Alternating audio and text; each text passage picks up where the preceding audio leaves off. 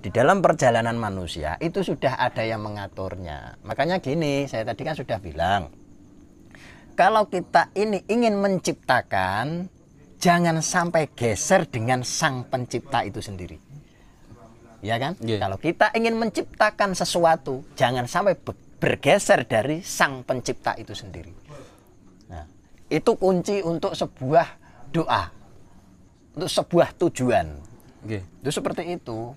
Jangan sampai bergeser. Kalau kita niatnya menciptakan sesuatu, tapi kita sendiri bergeser atau menjauh dari sang pencipta, itu tidak akan terjadi ciptaan. Karena apa? Kun fayakun itu yang menguasai siapa? Ya kan? Nah, Tuhan sendiri kan? Nah, makanya kita ini berusaha supaya apa yang kita ciptakan bisa tercipta karena ridho dan pertolongan dari Tuhan. Gitu loh, intinya gitu seperti itu. Karena apa? Sang pencipta ya sebenarnya Allah sendiri. Tapi manusia juga diberi wewenang untuk menciptakan. Apa yang kau cipta? Sebuah cita-cita? Sebuah angan-angan? Sebuah mimpi? Assalamualaikum warahmatullahi wabarakatuh. Kita dari tim Teologi S. Jangan lupa share, subscribe, komen, dan like. Teologi S. Yes!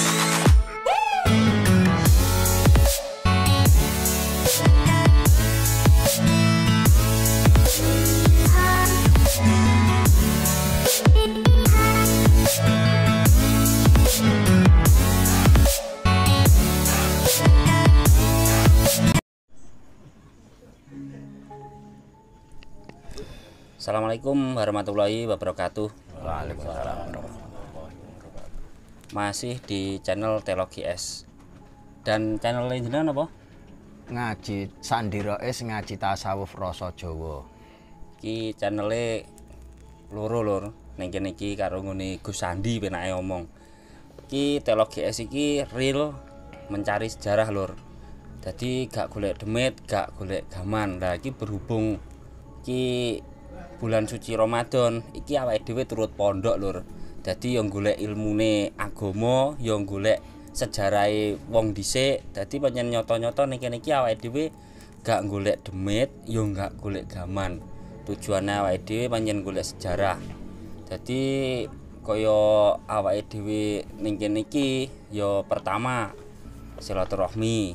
Kaping pindho yo pengen ngerti tentang agama sing rada jero titik. Terus terang nek kaya aku ngene iki kan gak ngerti pomo agama iki ya ngerti lah pomo agama Islam ngono kuwi, cuma sejatine piye kan gong paham. Ki awake dhewe ning kene iki ya gak dhewe, enek Pak Damis, enek Pak Agus, enek tim Teologi S, enek tamune Gus Sandi. Ning kene iki kabeh tujuane awake dhewe iki nyoto-nyoto pancen golek ilmu. Dadi ning donyane awake dhewe iki mlakune gampang, ning akhirate awake dhewe ben luwih penak. Ki ning kene iki awake dhewe terus terang lur, iki meng rada bengi soale pancen dalane iki meng macet iki meng ning kene iki. Dadi piye ya ben luwih sadu lah nek bengi-bengi ngene iki. Assalamualaikum Gus. Waalaikumsalam warahmatullahi wabarakatuh. Nggih, niki pertama silaturahmi teng jenengan. Kaping kalih pengen semerep ibarate latar belakangnya jenengan niki. Kados jenengan kan ibarate teng mriki bangun pondok kan nembe nggih niki. Niki tujuane jenengan damel pondok ni napa Gus? Yang jelas tujuan visi misi bangun pondok wiwitaning gumelar. Nah, wiwitaning gumelar itu kan juga ada maksudnya. Wiwitaning gumelar, wiwitan. Oh, namanya wiwitan. Berarti kan awal mula. Nah, gumelar itu kan ciptaan. Berarti itu awal mula sebuah ciptaan. Nah, wiwitaning gumelar itu maksudnya gitu. Nah, itu diambil dari alam ahadiyah dan wahdah. Di situ juga ada istilahnya zat dan sifatnya Tuhan, zat dan sifatnya Allah. Intinya kan di situ. Wiwitaning gumelar. Jadi miwiti opo kang den gelar, mengawali sebuah penciptaan. Nah, makanya pondoknya ini insya Allah nanti semua digratiskan. insya Allah semua digratiskan, mulai dari makan, tempat, dan ngajinya pun itu juga digratiskan semuanya, insya Allah gitu. Nah terus pondoknya ini kan lantai 5 ya, lantai 5 lantai, itu ada maksudnya, dan di dalam tiap-tiap lantai itu ada tulisannya, saya tulisi. Yang paling bawah Ponpes ya, Pondok Pesantren Wiwitaning Gumelar. Terus lantai 2 dikasih nama Ngaji Urip. Terus lantai 3 Pondok Urip. Terus langsung yang paling atas dikasih nama Nyoto Urip. Nah seperti itu. Nah itu ada maksudnya semua. Nah, Wiwitaning Gumelar ini masuk dalam awal kawitan. Nah itu masuk di syariatnya, ya syariatnya. Terus lantai 2 Ngaji Urip ini masuk ke ranah torekohnya. Jadi laku istilahnya, ya pemahaman bab laku ning urip, lakunya kehidupan itu bagaimana, dan ilmunya kehidupan itu yang bagaimana, dalam menjalani hidup itu ya bagaimana. Nah, makanya itu lantai 2 itu untuk aula, tempat ngaji lah istilahnya. Nah, terus lantai 3 ini namanya Pondok Urip. Nah, nanti asramanya ya di pondok, ya yang di pondokannya itu di lantai 3 itu nanti asramanya. Nah, itu. Jadi di lantai 3 itu saya kasih nama Pondok Urip. Nah, Pondok Urip, pondok itu sebenarnya gambaran dari diri kita pribadi. Nah, Pondok Urip itu masuk ke ranah hakikat, ya kan, masuk ke ranah hakikat. Jadi Pondok Urip ini sebenarnya kembali ke dalam pribadi kita sendiri. Nah, makanya kita belajar ngaji urip supaya bisa kita ini dunung nih lah istilahnya, mengarahkan bagaimana kita menjalani hidup yang lebih baik. Karena apa? Sekarang ini zamannya sudah amburadul kayak gini. Dan ini juga sudah menjadi masanya Allah lagi duwe gawe, istilahnya gitu. Gawe ini Gusti Allah apa? Nah, gawe ini Gusti Allah itu untuk membenahi satu akhlak manusianya, membangun umatnya. Yang kedua, membangun kahanan jagatnya. Keadaan alam semesta ini kan sudah rusak karena ulah umat manusia itu sendiri. Nah, karena ya akhlaknya sudah mulai rusak, makanya ini sudah dimulai dari 2020 kemarin itu dihabiskan istilahnya gitu. Nah, terus 2021 ini dimulai, 2022 ini sudah mulai menata istilahnya kan gitu. Nah, terus yang terakhir Nyoto Urip itu masuk ke ranah makrifatnya. Nah, jadi kan ada 5 lantai kan ya. Yang paling bawah itu Wiwitaning Gumelar ini masuk syariat. Lantai 2 Ngaji Urip ini masuk ke ranah toreko. Lantai 3 Pondok Urip masuk ke ranah hakikat. Lantai 4 Nyoto Urip ini masuk ke ranah makrifat. Lah terus yang kelima apa? Nah, berarti yang kelima ini wujud kesempurnaan. Ketika kita sudah bisa menjalankan secara hakikat, secara syariat, toreko, hakikat dan makrifatnya, lah ini akan menuju kesempurnaan. Itu kalau diarahkan ke rukun Islam itu kan ada 5 kan. Nah, rukun Islam ada 5. Syahadat ini masuk ke dasarnya. Nah, Wiwitaning Gumelar ini kan juga dasar, ini kan miwiti awal penciptaan. Jadi syahadat itu sebenarnya tonggak dasar dari segala penciptaan. Ini syahadat ini karena apa? Alam semesta dan termasuk kita. Nah, berarti alam semesta seisinya ini tercipta dari zat dan sifat. Nah, makanya Wiwitaning Gumelar ini juga gambaran dari zat sifat itu. Wiwitan itu zatnya Allah, Gumelar itu sifatnya Allah. Istilahnya kan gitu. Nah, makanya apa syahadat itu isinya juga kan syahadat kan asyhadu alla ilaha illallah wa asyhadu anna muhammad rasulullah, bisa dibilang itu syahadat dua. Nah, syahadat loro lah ngarani, ya kan. Nah, jadi itu sebenarnya syahadat itu diambil dari zat dan sifatnya Allah. Asyhadu alla ilaha illallah zat wa asyhadu anna muhammad rasulullah sifat. Makanya wiwitane gumlar itu sebenarnya juga mengambil dari zat sifat Allah itu dan juga mengambil dari syahadat itu sebenarnya. Makanya jadi tonggak awal dari sebuah penciptaan itu wiwitane gumlar, zat sifat dan syahadat itu sendiri. Nah, ya kan. Nah, ini menjadi wiwitan di rukun Islam yang pertama, syahadat, ya kan. Terus masuk ke ranah kedua, sholat, ya kan. Nah, sholat itu kita harus tahu mau dibawa kemana sholat kita ini. Jangan sampai kita ini hanya centak-centuk istilahnya ya. Tapi gak ngerti tununge lah ya repot. Nah, seperti itu istilahnya. Jadi itu kan namanya torekoh, ini kan jalan. Ya kan? Jalan, torik ini kan jalan. Nah, mau dibawa kemana? Nah, seharusnya kita kan tahu. Terus kalau di sini itu disimbolkan dengan sebuah nama ngaji urip. Ngaji itu sebenarnya ngumpulake babakan hawa songo. Ji supaya bisa manunggal dadi siji. Supaya bisa bersatu menjadi satu, berkumpul menjadi satu dalam satu tujuan. Kita harus bisa menciptakan ciptaan benar-benar manunggal kepada Tuhan yang Maha Esa. Istilahnya itu seperti itu. Nah, jadi ngaji urip itu ngo istilahnya ngumpulake babakan hawa songo ji manunggal dadi siji, terus dijak manembah manunggal marang Gusti kang murbeng dumadi, gitulah istilahnya gitu, ngaji urip. Nah, di dalam ngaji urip ini kan juga mempunyai tujuan juga. Tujuan ngaji itu apa?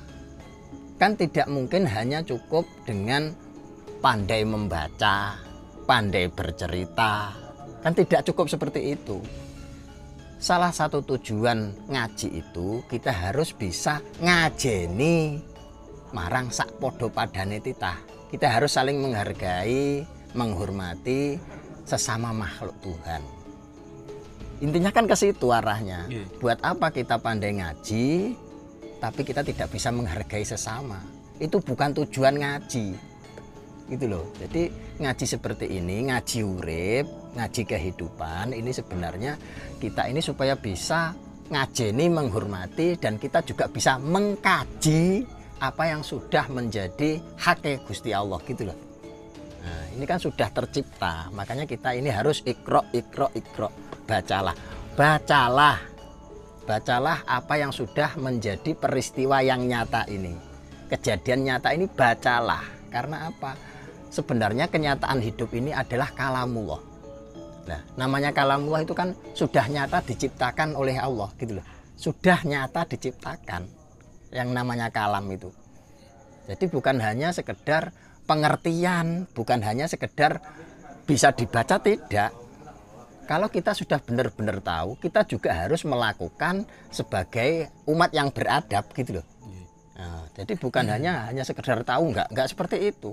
Kalau kita tahu, kalau kita mengerti tapi tidak melakukan apa yang sudah dimengerti, itu sama juga bohong. Iya kan? Nah, kebanyakan sekarang ini kan kebanyakan itu hanya pandai mengaji, hanya pandai bercerita, tapi dalam penerapannya kosong, nol. Kebanyakan kan seperti itu. Angkuh, sombong. Kalau sudah pandai sombong, mengkerdilkan sesuatu yang kecil, bahkan kepada orang kecil pun menyepelekan, itu kan bukan tujuan ngaji yang sebenarnya gitu loh. Nah, makanya ngaji urip ini supaya kita ini bisa ngajeni marang sak padane urip. Nah, gitu. Harus belajar bisa ngajeni, menghormati marang sesama makhluk Tuhan, sesama kehidupan ini gitu. Terus ke atasnya lagi pondok urip itu tadi ya, masuk ke ranah hakikat. Pondok urip itu sebenarnya gambaran diri kita sendiri. Kalau kita sudah mengerti apa sejatinya hidup itu, nah, makanya kita harus bisa menerapkan dalam kenyataan hidupnya. Itu pondok urip ini gambaran diri kita sendiri. Jagalah kesucian di dalam hati dan pikiranmu dan harus terbentuk nyata di dalam laku kehidupanmu. Nah, ini pondok urip. Harusnya kalau kita sudah dihidupkan, kalau kita sudah diberi kehidupan, kita harus bisa menghidupkan. Ya kan?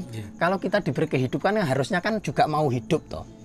Lah buat apa kalau kita dihidupkan terus kita tidak berbuat apa-apa? Kan nggak ada gunanya dihidupkan. Supaya kita ini manfaat, berguna, seharusnya kalau kita sudah dihidupkan, seharusnya kita ini juga mau hidup. Makanya hidupkanlah hidupmu. Ya, ada istilah gini. Kudune awakmu iki kudune totonen uripmu. Ojo sampai awakmu iki manut urip. Piye carane? Piye maksudnya iki? Iki rada angel iki. Nah, gini ya.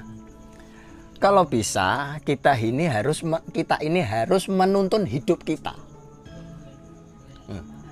Biar kita bisa menciptakan hidup yang lebih hidup. Maksudnya itu gitu loh. Jangan sampai kita hanya mengikuti arus tapi kita tidak tahu arah tujuannya. Kita kan harus tahu arah tujuannya kemana atau hidup ini. Nah, makanya kita harus cari ilmu itu biar tahu tujuan hidup. Nah, tujuan hidup itu sangat luas dan banyak surprise dari Tuhan. Iya kan? Banyak surprise itu banyak. Kejutan-kejutan itu banyak sekali dan kejutan itu tidak bisa direncanakan manusia. Makanya tatalah hidupmu supaya tahu jalan hidupmu, supaya tahu tujuan hidupmu. Nah, itu tujuannya seperti itu sebenarnya. Makanya kalau kita diberi kehidupan, hidupkanlah hidupmu sendiri. Biar tahu arah tujuan hidupmu. Itu balik nek nggone sangkan paraning dumati supaya bisa. Iya kan? Nah, tujuannya innalillahi kok. Kalau memang tujuannya innalillahi wa inna ilaihi rajiun, kita harus bisa kembali kepadanya lagi gitu. Jangan sampai kita pokoknya hidup, wah gaya apa kan gitu kan. Nah, terus lanjut nyoto urip. Nyoto ini sudah nyata hidup. Kita ini benar-benar sudah dinyatakan hidup. Di dalam hidup manusia itu terdapat jiwa, raga, zahir, batin, kan gitu kan. Sudah lengkap sempurna seperti ini. Ini sudah nyata hidup, nyoto urip. Terus bagaimana kita ini menjalani hidup itu dengan kenyataan ini, dengan bisa menerima segala sesuatu kenyataan hidup dengan rasa syukur itu bagaimana? Ya kan? Wong intinya menjalani hidup itu kita harus menjalani dengan rasa syukur kok Mas. Kalau kita tidak bisa mensyukuri nikmat dari Tuhan, meskipun itu berbentuk nafas, berbentuk berkedipnya mata, bergeraknya jiwa raga ini. Nah, itu kan harus disyukuri. Terkadang itu manusia lupa untuk mensyukuri itu. Kebanyakan kan bersyukurnya pas ketika kita mendapatkan rezeki yang banyak. Kebanyakan kan seperti itu. Secara umum loh ya, secara umum itu yang disyukuri kalau kita sedang mendapatkan. Tapi dikala kita ini tidak sedang mendapatkan, apakah kita mampu untuk mensyukuri nikmat Tuhan yang sudah diberikan di dalam diri kita ini? Kebanyakan ini kita bangun tidur yang dipegang, yang dicari HP dulu Mas. Iya kan? Nah, itu sudah kenyataan kok, kita tidak bisa munafik seperti itu. Dan jarang sekali orang ketika bangun tidur terus mengucap alhamdulillah saya masih diberi kehidupan. Kan jarang sekali kan? Bahkan sering terlupakan hal seperti itu. Ya kan? Nah, seharusnya kita ini belajar untuk mensyukuri nikmat apapun itu bentuknya. Kita masih bisa berkedip, ini juga nikmat. Kita masih bisa kentut pun itu loh, itu juga nikmat. Iya kan? Nah, seperti itu seharusnya kita harus bisa mensyukuri sejauh itu. Jangan hanya bersyukur ketika kita menerima anugerah dari Tuhan. Itu sudah nggak pas Secara hakikatnya ini sudah nggak pas. Gitu loh. Makanya kita harus belajar bersyukur apapun itu bentuknya, meskipun ini hanya keluar masuknya nafas, ini juga harus disyukuri. Karena apa? Ketika kita masih diberi kehidupan, berarti kita masih diberi kesempatan untuk menjadi lebih baik dari sekarang. Nah, pelajari hal ini, ya kan? Kalau sudah tahu, mengerti apa maksudnya hidup, lakukanlah kehidupanmu dengan baik. Ya, itu akan menciptakan sesuatu yang baik di kemudian hari itu. Oke, Lur, ki berhubung latar belakang iki panjang, lebar dan dawa, ki sementara break sik. Oke, Lur, ki kembali lagi di channel Teologi S dan channelnya Gus Sandi Rois. Jadi ning kene iki dua channel, Lur. Dadi aku muni Teologi S tok ya ora penak. Engko ya ning kene iki ya awake dhewe ndayo. Iki latar belakangnya tok dawa kuwi, Mang. Lah terus kados jenengan nggih. Jenengan iki kan terkenal sian kan mboten teng griya. Lah terus iki kok saged duwe tujuan bangun pondok ngoten angsal omongan keng pundi, terus umpami omongan iku keng ngati napa keng ngene tiyang?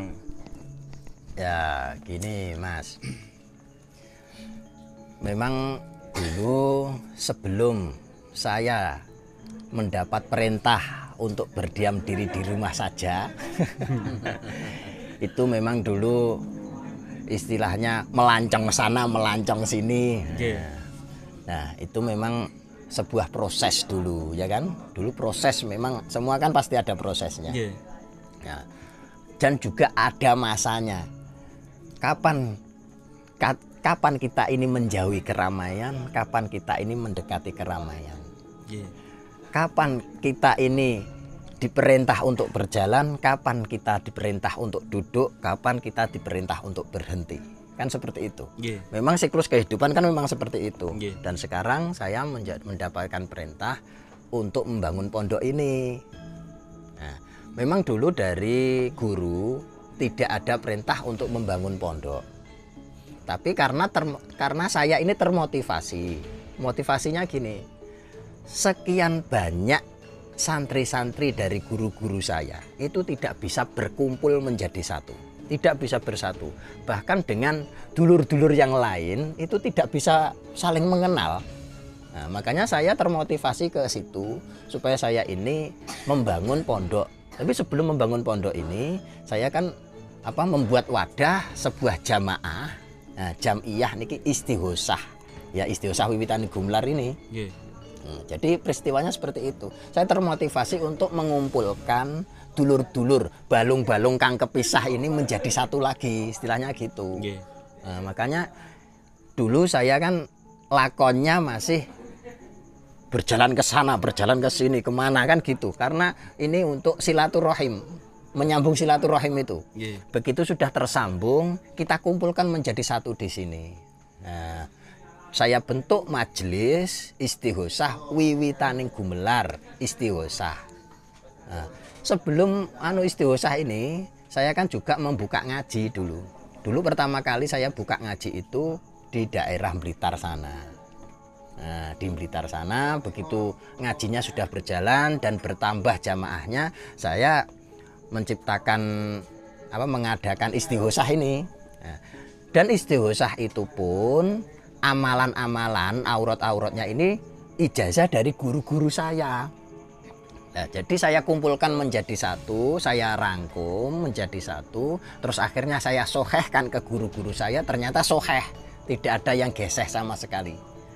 Nah, terus akhirnya terkumpul menjadi satu dengan wadah istighosah wiwitaning gumelar ini.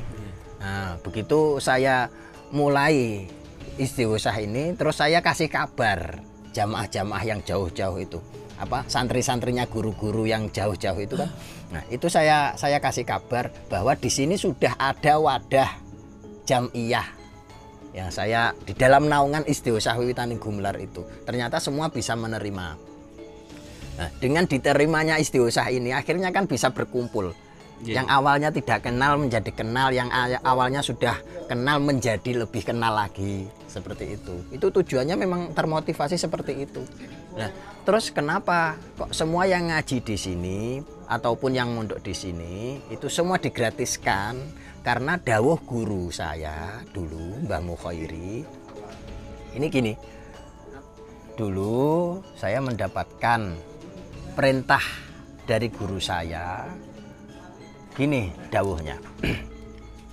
Siji, weneono pangan wong kang keluwen. Berilah makan orang yang kelaparan. Terus kedua, weneono banyu wong kang kesatan. Berilah air kepada orang yang kehausan. Ya.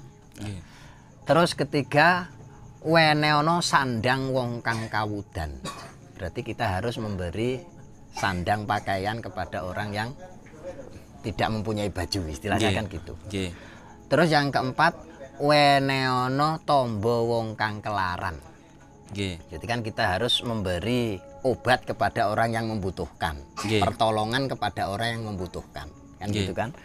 Nomor 5, weneono pepadang wong kang kepetengan. Nah, istilah weneono pepadang wong kang kepetengan ini kan berarti memberi penerang jalan dari kegelapan, kan gitu kan? Untuk menuju ke jalan yang terang. Islam yang rahmatan lil alamin itu bagaimana? Kan itu kan. Nah, jadi di sini istilahnya weneono pepadang wong kang kepetengan itu berilah ilmu kepada sesamamu biar tahu apa makna arti hidup ini. Untuk menjalani hidup ini bagaimana? Tujuannya seperti itu. Karena sudah mendapatkan perintah weneono berilah. Berarti kan tanpa ada bayaran, Mas. Berarti tidak boleh mengharapkan bayaran dari pamrih, tidak ada pamrih untuk sebuah pemberian gitu loh istilahnya. Makanya di sini digratiskan semuanya. Wong jamaah semua yang sudah lama-lama ikut di sini itu bisa kok ditanya, apakah pernah saya meminta sepeser pun dari mereka? Tidak pernah sama sekali, Mas. Bisa itu dibuktikan, bisa ditanya itu semua. Jadi mulai 2014 saya mulai buka ngaji sampai sekarang ini tidak pernah saya meminta sepeser pun. Nah, alhamdulillah. Ya, memang tujuannya seperti itu kan. Weneono pepadang wong kang kepetengan. Nah, buat apa? Istilahnya gini loh, Mas. Ilmu itu kan anugerah dari Tuhan, ya kan?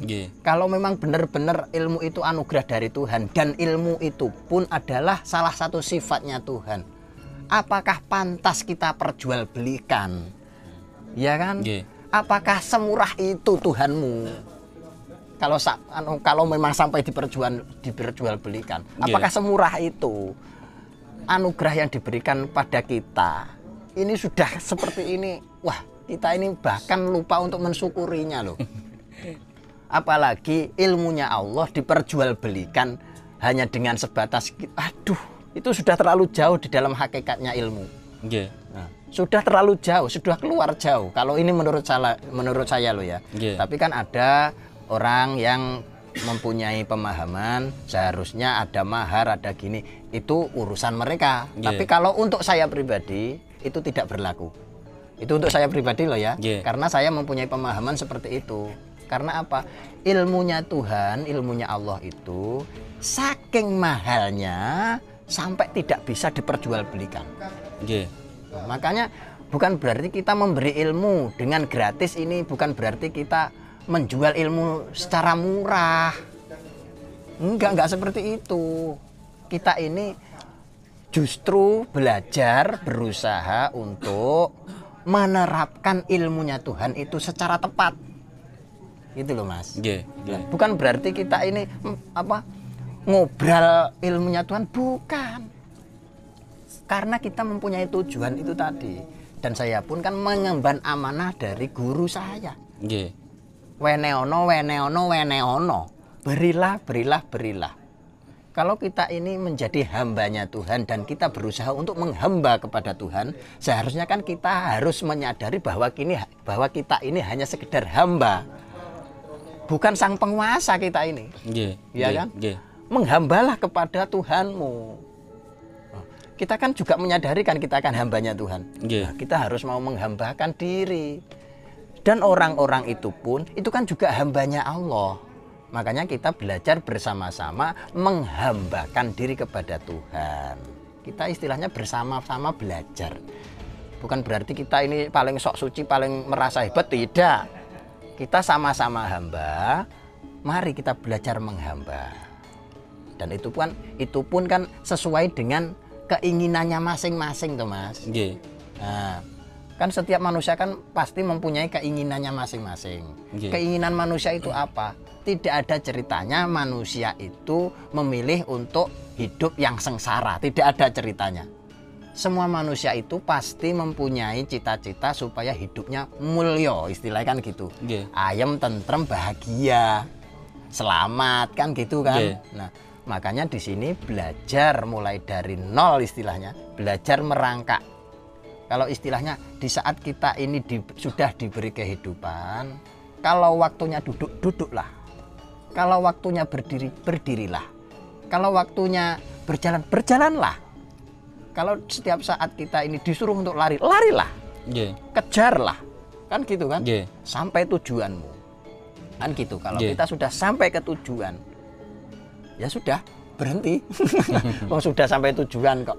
Nah, kalau kita sudah sampai tujuan terus kita terus lari lagi mau kemana? Kan istilahnya kan gitu. Yeah. Jadi semua itu ada masanya. Makanya tadi kan sebuah proses. Saya tadi kan sudah bilang dulu waktunya kesana kemari, berjalan kesana kemari itu kan sebuah proses. Yeah. Tapi ada masanya. Saya harus duduk di sini, istilahnya mandito. Yeah. Nah, kalau sudah mandito harusnya apa tugas sebagai pandito? Kan gitu kan? Nggih. Wedarkanlah ilmunya Tuhan yang sebenar-benarnya. Jangan merekayasa ilmunya Tuhan. Karena apa? Ilmunya Tuhan itu hak. Tidak ada rekayasa. Nggih. Nah, gitu. Kita berusaha ke arah situ, kan gitu. Nah, Oke, Lur, Beh. Gila. Jadi iki pancen suatu kehidupan iki pancen butuhne proses. Jadi ora syukur angger awake dhewe iki apa sing dijaluk saiki kudu kenyataan saiki. Kuwi kudu ngliwati proses-prosese. Mangkane kaya sampean-sampean kabeh kaya aku barang ngene iki nek njaluk nyanggone sing gawe urip kok sampai gung diwehi ibarate cek tertunda, aja sampai putus asa, Lur. Kuwi pancen urung wayahe diwehi. Aja sampai ngresula, aja sampai sambat. Jadi ki awake dhewe ning kene iki urip ki tujuane balike ya nyang innalillahi kuwi mang. Ki sing tak resapi ilmune iki meng ngono kuwi. Dadi aja pisan-pisan awake dhewe iki sambat. Padahal iki kaya awake dhewe ambekan iso kedep lho gratis gak mbayar. Terus disambati neh lho apa? Kan ngono. Ki secara mendasar, Lur. Kuwi mendasar tapi ilmu tingkat tinggi niku ngarani. Soale gak syukur wong iso ngerteni awake dhewe. Maksude gak iso ngerteni awake dhewe iki ya ngono kuwi. Awake dhewe kedep iki lho.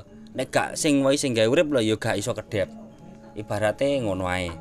Iki latar belakange Gus Sandi terus karo tujuane pondok, Lur. Iki rada meluas neh iki. Iki pengen teko sing asli real sejarahe sing digoleki ning gone Telo GS. Ki terus terang Lur, kaya Telo GS iki goleke sejarah ki ning punden, terus ning gone petilasan, terus ning gone makam. Ki makame iki gak syukur makam, ibarate kaya danyang. Terus kaya winginane ning gone Kadipaten. Lah iki rada enek gendala-gendala sing pengen tak tekokne, pengen njaluk solusi. Dadi awake dhewe umpama mlebu-mlebu ning dunia ngono kuwi gak enek gendala sing kaya winginane sampai gagal. Dadi awake dhewe pancen nyoto-nyoto ning kono kuwi ilmune kaya sing dicakne Gus Sandi iki ilmu ikhlas, Lur.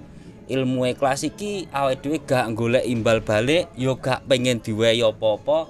Awake dhewe tujuane ning kono kuwi ikhlas lillahi taala.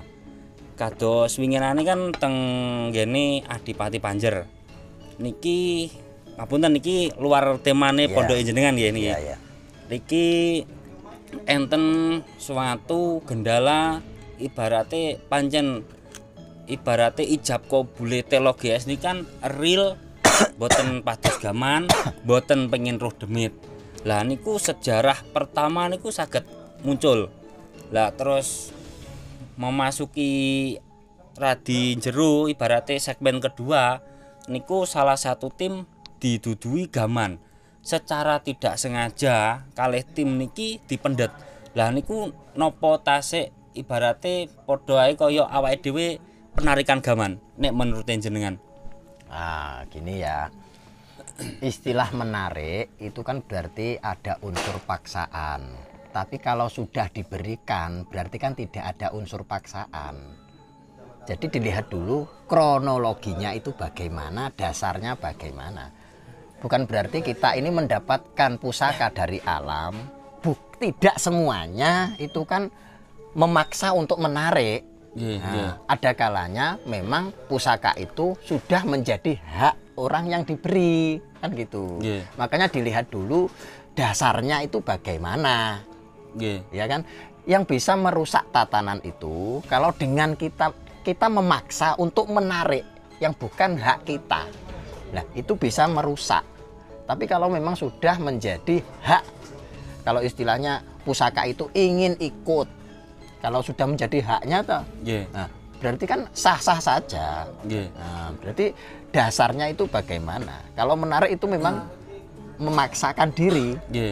Tapi kalau sudah kelihatan, terus ada istilah ada bisikan atau ada perintah, ini memang ini menjadi hakmu, ambillah dengan cara bagaimana, kan gitu kan. Berarti harus dilihat dulu konsepnya bagaimana. Kita tidak bisa langsung ini salah nggak bisa. Harus dilihat dulu. Makanya kita kan berusaha untuk bijaksana dalam menyikapi sesuatu itu. Oke lur, ki berarti awake dhewe winginan iki enek rong faktor ibarate. Dua faktor kono ngetes awake dhewe karo faktore sing sitoke pancen kancane dhewe, time dhewe ki go ngerti cara njukuke kuwi. Meskipun kuwi diwehi kudune kan enek ibarate piye ya enek penetralan, enek maksude kudu di piye ya apa disambat lah ibarate. Lah kuwi winginane iki time dhewe ki ibarate jek awam, dadi go ngerti, langsung dijukuk ae. Akhire kono pomo ngetese berarti ki gak lulus. Akhire awake dhewe ning kono kuwi gak diwehi sejarah lur. Dadi ning kono kuwi kaya arek goblok nol putul sing gak ngerti apa-apa, sing maune awake dhewe tujuane kenceng pengen roh sejarah, ning kono kuwi dipedhot tengah dalan. Ki makhluk-makhluk gaib itu ya memang tidak bisa dijanjikan, Mas. Maksudnya gini, jangan sekali-kali kita ini menjanjikan sesuatu ke makhluk seperti itu. Karena apa? Ya, karena gini, makhluk gaib seperti itu memang memegang ucapan ini kuat sekali, sangat kuat memegang ucapan itu. Nah, jadi gini ya, maaf loh ya, saya kembali ke misi jenengan tim Telo GS.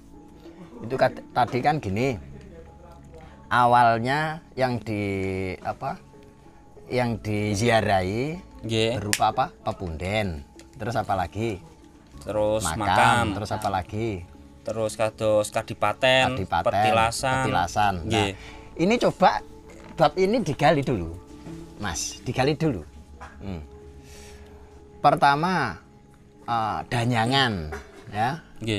Punden. Punden itu apa sih dalam pengertiannya? Kan gitu kan? Nanti arahnya ke situ akhirnya, arahnya ke situ. Punden itu apa sih?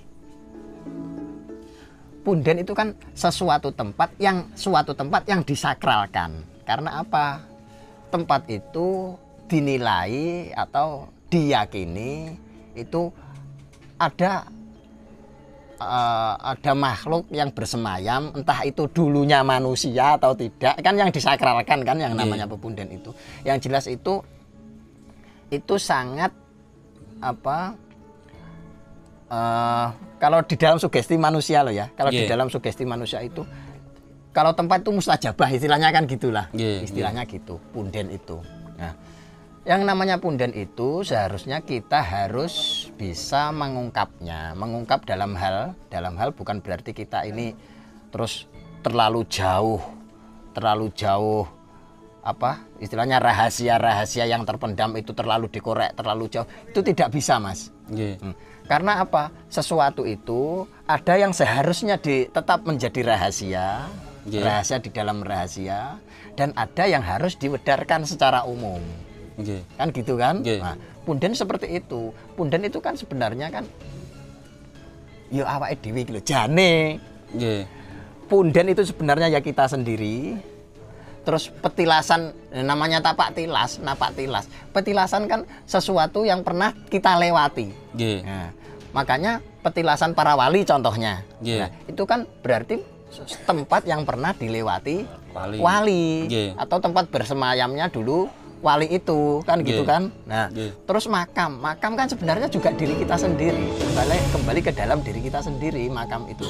Nah, terus apa namanya kadipaten ya sampean dhewe gitu loh sebenarnya ya. Makanya kita ini harus bisa mikul dhuwur mendem jero, istilahnya gitu. Mikul dhuwur mendem jero, istilahnya seperti itu. Pepunden itu karena gini, contoh saja, orang tua kita ini juga pepunden kita loh, Mas. Orang tua ini juga pepunden kita, guru kita juga pepunden kita. Nah, berarti kan sesuatu yang dihormati, orang yang dihormati, kan gitu pepunden. Jadi istilahnya kita harus bisa mikul dhuwur mendem jero itu tadi. Apa yang seharusnya dibicarakan, apa yang seharusnya tetap dirahasiakan, itu harus tetap terjaga, Mas. Jangan sampai kita istilahnya ini mengumbar wadi cara wong Jawa. Jangan sampai kita mengumbar wadi yang seharusnya ini dirahasiakan terus diumbar. Jangan sampai seperti itu. Itu nyalahi aturan, Mas. Itu bahkan secara gaib pun kan juga ada aturannya. Makanya kita ini harus benar-benar tahu mana yang harus diobrolkan, mana yang tidak.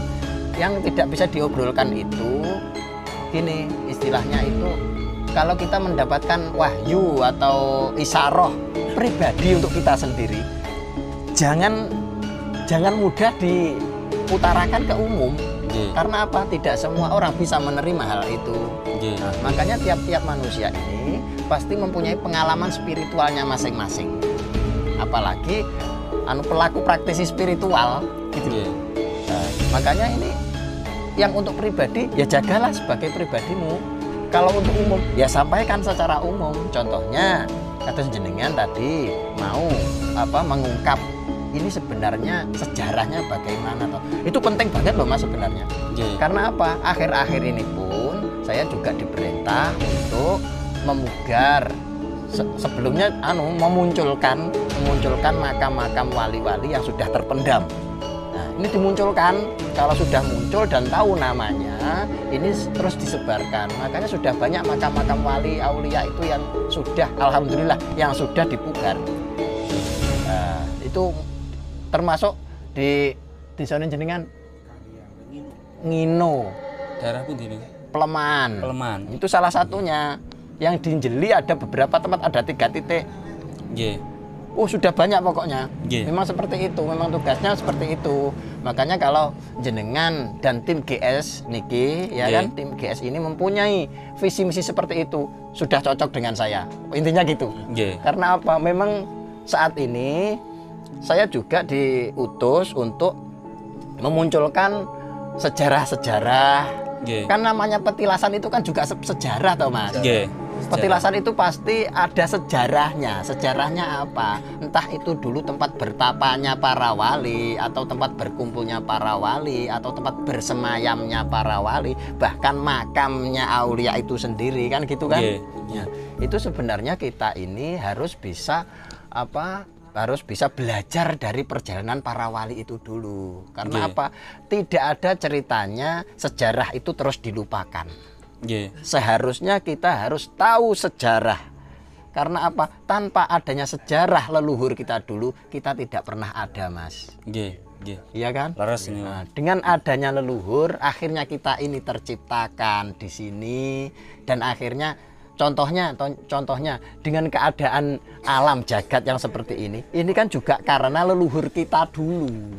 Nggih. Nah, makanya sudah klop kalau jenengan mempunyai misi untuk mengungkap sejarah, untuk memunculkan agar umat ini tahu akan sejarahnya, gitu kan? Nggih. Tapi juga harus ada istilahnya rambu-rambu dalam diri kita sendiri. Nggih. Mana yang harus diwedarkan secara umum, mana yang untuk pribadinya sendiri.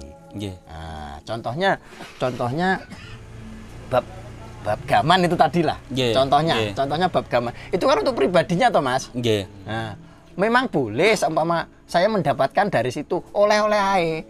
Ya, boleh-boleh saja. Tapi kan tidak mungkin gaman ini, pusaka ini untuk orang banyak kan nggak mungkin. Yeah. Karena apa? Ada yang kuat, ada yang tidak, ada yang berhak, ada yang tidak, kan gitu kan. Yeah. Nah, contohnya seperti itu. Yeah. Makanya kita harus belajar untuk menunjukkan supaya kita ini bisa memaslahatkan tujuan kita.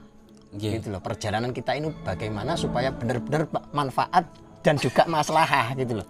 Yeah. Nah, itu penting, Mas, penting. Mungkin suatu saat ini nek desane Pranggang ya. Nggih, Oh, desa suatu Pranggang. saat insya Allah saya ke sana. Oke. Biar lebih jelas lagi.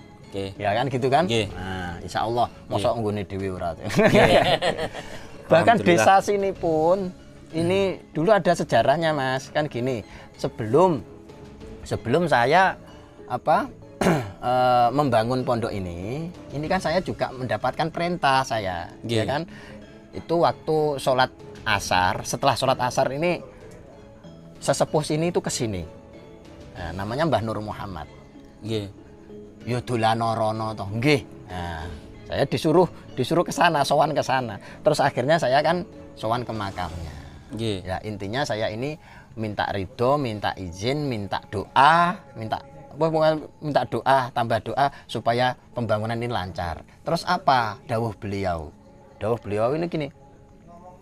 Yo banguno nanging deloken dhisik musolaku koyok ngono kuwi. Rusak, Mas. Sudah tidak layak pakai. Sangat memprihatinkan.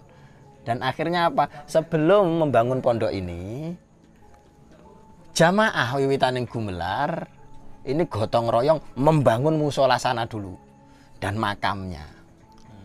Akhirnya terjadi dan mungkin saja Allah meridhoi, ya kan? Allah meridhoi apa yang kita lakukan. Terus akhirnya dalam pembangunan pondok ini meskipun tidak minta sumbangan, tidak mengajukan proposal, tidak membebani jamaah sama sekali dan tidak mengharapkan pemberian orang lain, ini berjalan dengan lancar, tidak punya hutang, Mas, dan tidak ada jeda sama sekali. Bablas anginnya pokoknya. Itu los. Memang itu kenyataan kok. Itulah ilmunya Tuhan. Ilmu Tuhan itu nyata. Kuasa Tuhan ini ada dan nyata. Di saat kita ini memang benar-benar mampu dan mau untuk senden dipli ngarsane pangeran, mongko bakal dijabahi apa tujuan. Itu sebenarnya seperti itu. Jadi saya sangat cocok sekali ketika jenengan dan tim Telo GS ini istilahnya nguri-nguri sejarah. Sangat saya acungi jempol. Ini kalau saya pribadi ya. Karena apa? Memang misi saya saat ini juga seperti itu. Sudah banyak kok, Mas, yang sudah dipugar, sudah ditemukan akhirnya dipugar. Sudah banyak. Oke.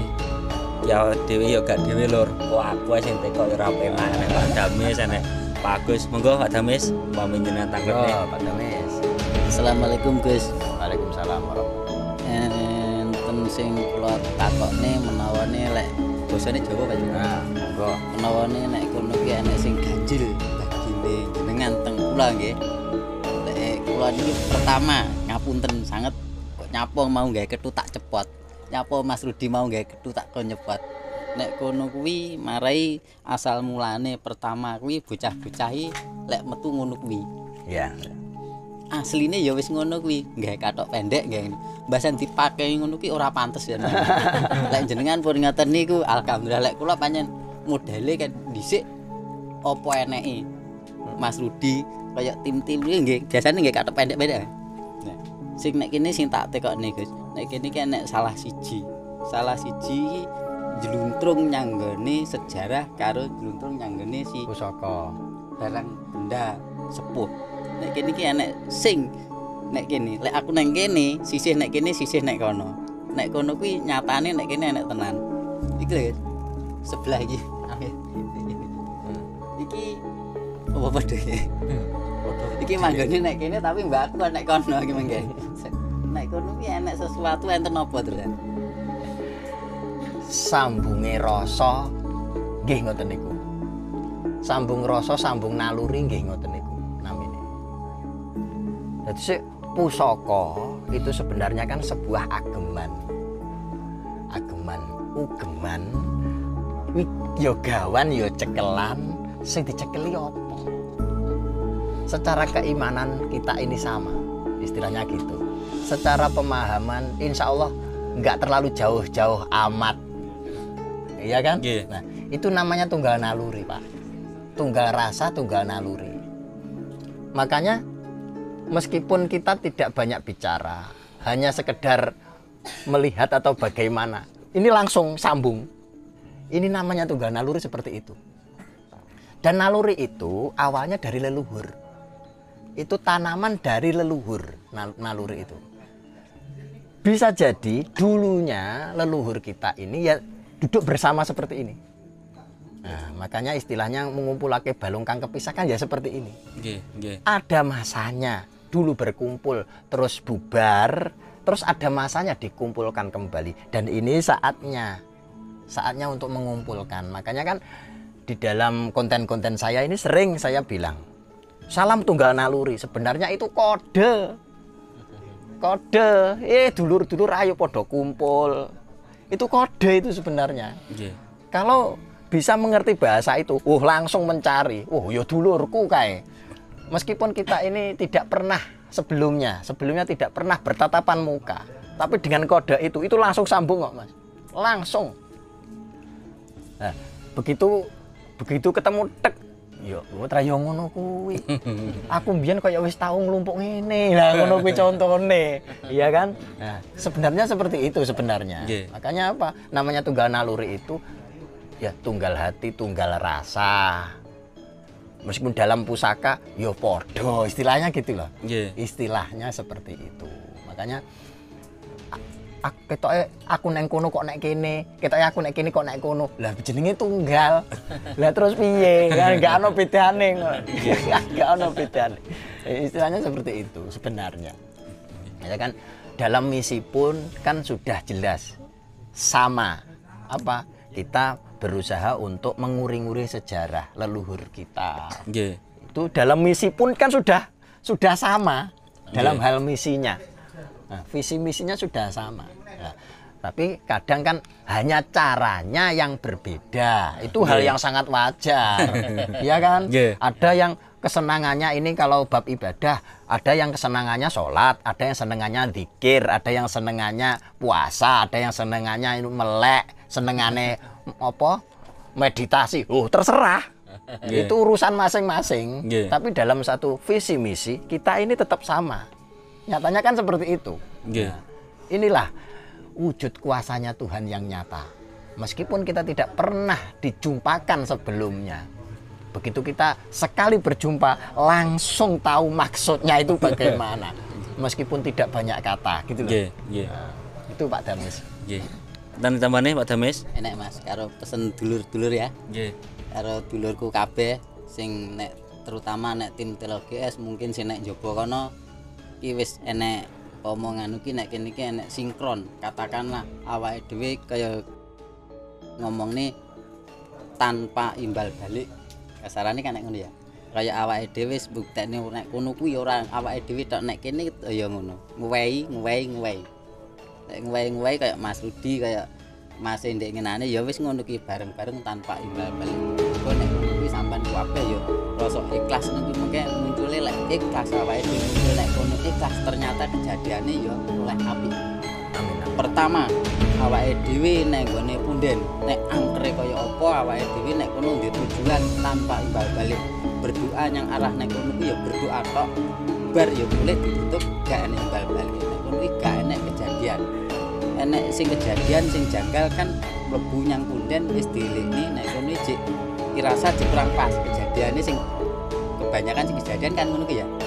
Makane esuk-esuk kene kaya sing Adipati Manjer kuwi pomo wis mlebu bleng nilai tangalah ikhlas berdoa ikhlas nyang rono diarani nyang rono awake dhewe ya wis ikhlas nek awake dhewe ikhlas berarti awake dhewe engko mulih enteng koncone semakin rono semakin akeh semakin rono semakin akeh suatu contoh kayak nek kene iki awake dhewe mlebu bleng ngene iki rasane beda banget beda banget nek kene iki lek ngarani Jawa ya Jawa wong Jawa aja lali Jawane. Nyapa kok aku muni ngono iki. Sing tak sawang nek kene iki kabeh alami, enek buci, enek iki terutama enek iki sing biasa sing didep awake dhewe. Iki mburi ngene iki sampe nek ngene aku ya padha wae. Lek crita ki mengkae panjen ngarahe nek nggone ilmu ikhlas. Muga-muga sampean kok kabeh nek ngendi wae sing iso nonton nek kene iki ya kemungkinan aku Mas Rudi Gusti nek kene iki lek ngowae sampean gak imbal balik mugur balike apa to balike ke awake dhewe tok ikhlas awake dhewe lek wis ikhlas Gusti Allah wis menehi apa sing dikarep Amin amin amin. Oke, sampun Temis. Oke, Pak Agus enten tambane? Pun Oke. beberne Gusti wae. Ya, nggih. Oke, Lur, iki pancen tujuane awake dhewe iki pancen golek sejarah. Alhamdulillah kaya iki ya duwe misi sing ibarate rada gong dieksplor. Dadi pancen nyata-nyata kuwi ya golek sejarah, Lur. Sejarahe cumake nek kaya Gus Sandi iki ngungkap makam-makam wali, makam-makam napa? Setunggile wau. Aulia. Nah, terus awake dhewe iki ning kene iki ngungkap sejarah punden. Dadi tujuane iki padha. Awake dhewe gak enek sing babatne alas ning kono kuwi, sing jelas awake dhewe gak manggon ning kono kuwi. Lah kaya Gus Sandi iki goleki makam-makam sing terpendam ning kono kuwi, sing jelas nek gak enek sing ning kono kuwi awake dhewe gak ngerti agama Islam. Lah iki dua sisi berbeda tapi satu tujuan. Jadi awake dhewe ning kene iki alhamdulillah dipethukne karo Gus Sandi. Dadi awake dhewe Jawane ya oleh, ilmu agamane ya oleh. Jadi nek ku ngarani awake dhewe kembali ke masa yang lalu. Ki alhamdulillah banget Lur nek ku ngarani. Ki ning kene iki suasana ning kene iki piye ya? Sahdu nek ngarani mase iki mang. Niki kula ajeng tanglet gedhik mawon. Niki sing kados jenengan damel niki nggih. Niki mengarah teng Sunan napa niki? Mun enten teng mriku. Pun monggo jenengan jelas niki ya, Mbak. Wah, iki. Wah, saya harus dipeperne Pak iki. Ya yang jelas itu tadi kita kembali ke apa yang sudah diaturkan Pak Damis tadi. Wong Jawa aja sampai lali Jawane. Bisa Jawa tetap digawa, Arabe ya digarap. Nggih. Ya kan? Istilahnya seperti itu. Jadi kita menyadari kita ini umat Muhammad ya. Kita ini umat Muhammad yang membawa agama Islam. Nah, dan kebetulan kita yang beragama Islam, saya atau jenengan ini kita beragama Islam bertempat di Jawa. Nggih. Nah, kalau bisa meskipun kita tetap beragama Islam, jangan lupa di mana kita bertempat. Nggih. Itu di Jawa. Nah, seharusnya Islam sing Jawani. Jawa iku maknane ngerti, beneh, dunung. Jangan sampai kita ini dinamakan agamanya arane agama Islam ning gak ngislami gak Jawa lagi apa ya yeah. Kan kebanyakan sekarang ngakunya muslim mempunyai agama Islam tapi mengkafirkan umat muslim yang lain. Apakah seperti itu adabnya seorang yang Islam? Kan gitu kan? Yeah. Seharusnya kita ini harus belajar menghargai perbedaan. Kita harus saling menghormati perbedaan. Karena apa? Perbedaan itu hak sunnatullah. Kita tidak bisa menyamakan perbedaan itu, tidak bisa. Gini memang sunnatullah, yang perbedaan itu kan sunnatullah ya. Yeah. Kalau itu sudah dinas seperti itu, Kenapa kita ini harus menuntut harus sama? Toh setiap manusia itu mempunyai keahliannya, bidangnya masing-masing, mempunyai amanah tugasnya masing-masing. Tidak mungkin manusia ini dituntut untuk menjadi guru semua. Kan istilahnya gitu. Kalau semua harus sama menjadi guru, terus muridnya siapa? Kalau semua ini dituntut untuk menjadi penjual semua, pedagang semua, terus yang membeli siapa? Kan gitu kan? Nah, itulah perbedaan itu sebenarnya keindahan dunia itu sendiri sebenarnya. Makanya kita harus tetap bisa menghargai, menghormati perbedaan ini. Tapi dalam satu misi yang sama. Meskipun dalam konteks berbeda itu dalam satu misi yang sama. Misinya apa? Rahmatalil alamin. Islam rahmatalil alamin. Dan di dalam lakunya pun inna sholati wa nusuki wa mahyaya wa mamati lillahi rabbil alamin. Lillah ya lillah, jangan ada pamrih di dalam perjalanan hidup kita. Kalau dalam konteks dunia itu hal pamrih itu sebenarnya sudah berlaku di dalam diri manusianya masing-masing. Contoh, ketika kita ini bekerja, pamrihnya apa? Supaya kita mendapatkan bayaran dari apa yang kita kerjakan, kan gitu kan? Nah, itu kan dalam hal dunia. Nah, tapi dalam hal ukhrawinya, dalam ketuhanannya, pamrih itu sudah tidak ada, Mas. Nah, makanya kalau kita berhubungan manusia dengan manusia, pamrihnya yaitu kalau seumpama itu bekerja, pamrihnya apa? Contoh gini aja, kita aja. Pamrihnya apa? Supaya mendapatkan ridho dari Tuhan. Kita kan tidak mengharapkan imbalan kan? Nah, pasti mempunyai pamrih supaya mendapatkan ridho dari Tuhan, supaya besoknya bisa kembali ke sangkan paraning dumadi.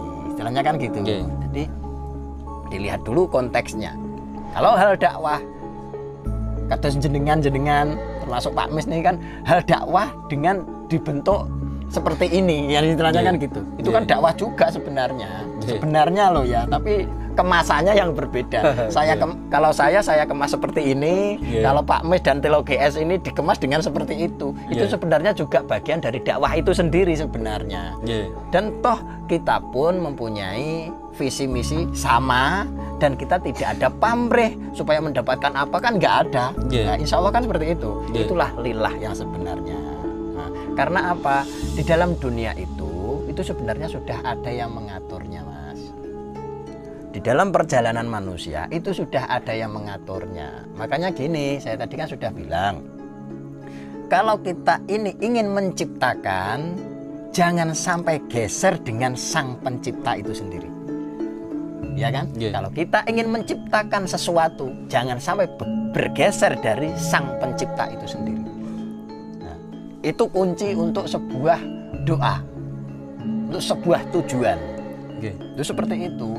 Jangan sampai bergeser. Kalau kita niatnya menciptakan sesuatu, tapi kita sendiri bergeser atau menjauh dari sang pencipta, itu tidak akan terjadi ciptaan. Karena apa? Kun fayakun itu yang menguasai siapa? Ya kan? Nah, Tuhan sendiri kan. Nah, makanya kita ini berusaha supaya apa yang kita ciptakan bisa tercipta karena ridho dan pertolongan dari Tuhan. Gitu loh, intinya gitu seperti itu. Karena apa? Sang pencipta ya sebenarnya Allah sendiri. Tapi manusia juga diberi wewenang untuk menciptakan apa yang kau cipta. Sebuah cita-cita, sebuah angan-angan, sebuah mimpi. Itu kan sebenarnya juga bagian dari ciptaan, Mas. Wujudkan kalau itu memang bisa. Supaya bisa mewujudkan itu, jangan sampai bergeser dari sang pencipta sendiri. Gitu. Intinya itu seperti itu. Makanya seperti jenengan dan tim Telo GS ini mempunyai visi misi seperti itu. Saya sangat mendukung. Saya pribadi ya, saya pribadi sangat mendukung. Karena apa? Secara visi misi kita sudah sama. Memang apa? Tata caranya yang berbeda dengan media yang berbeda. Itu sudah sangat wajar sekali lah, intinya itu seperti itu. Tapi jangan sampai kita bergeser dari sang pencipta itu sendiri. Nah, makanya kalau nanti ini pesan saya ya, nanti kalau masuk ke punden atau tempat sesepuh-sesepuh yang disakralkan seperti itu kan, makam atau gimana, jangan sampai kita ini ada rasa sombong atau menyepelekan di dalam dirimu. Nggih. Itu yang kunci utamanya di situ. Ketika kita merasa sombong dan kita merasa paling bagaimana istilahnya gitu, saya bisa mengalahkan itu. Itulah sebenarnya awal dari kehancuranmu sendiri. Nah, makanya niat dan tujuan harus diselaraskan. Jangan sampai pas ketika kita ini diuji oleh Tuhan, contohnya ada pusaka itu tadi, contohnya ya, ada kalanya memang diuji, apa benar, memang benar apa yang dikatakan Saman katakan tadi. Ada kalanya kita ini diuji. Ketika kamu diuji dengan dipertontonkan kemegahan dunia, kan dicontohkan dalam sebuah gambaran itu kan? Nah, apakah kamu akan bergeser dari Tuhanmu? Kan seperti itu. Nah, makanya dulu orang-orang dulu waktu menggembleng murid-muridnya itu pasti di tempat yang wingit, Mas. Pasti di tempat yang wingit. Karena apa? Itu sebenarnya untuk mengetes seberapa jauh keimananmu. Kalau kita masih takut kepada setan demit, nah itu berarti kamu masih kalah dengan setan itu. Nah, kalau kita sudah memegang teguh keimanan kita, setan demit gendruwo tek-tekan tuyul saandane kabeh tidak ada pengaruh sama sekali. Karena apa? Sudah ada Tuhan di dalam diri saya dan selalu menaungi saya di setiap saat, setiap waktu. Di dalam pergerakan saya, di dalam perjalanan saya, sudah ada Tuhan di dalam diri saya. Demit randulit setan ora doyan. Lah wis ngono ya kan. Nah, istilahnya itu seperti itu. Pokoknya ojo sampai sombong, intinya gitu. Di dalam diri. Ketika kita ini merasa, bab merasa itu kan sombong kan. Merasa paling hebat, merasa paling mampu, itu awal dari kehancuranmu sendiri sebenarnya. Ini hati-hati. Nah, makanya apalagi masuk ke alam-alam seperti itu, bab keimanan harus tetap dijaga dengan betul. Bab iman itu harus tetap jaga. Pokoknya itu intinya di situ. Jangan sampai bergeser dari diri kita. Nah, gitu. Biar nanti ridho dan pertolongan Tuhan, pencerahan dari Tuhan ini kita dapatkan gitu loh. Amin. Nah, gitu. Oke, Lur. Ki ketoke kok wis mulai isuk. Ki pancen jek pengen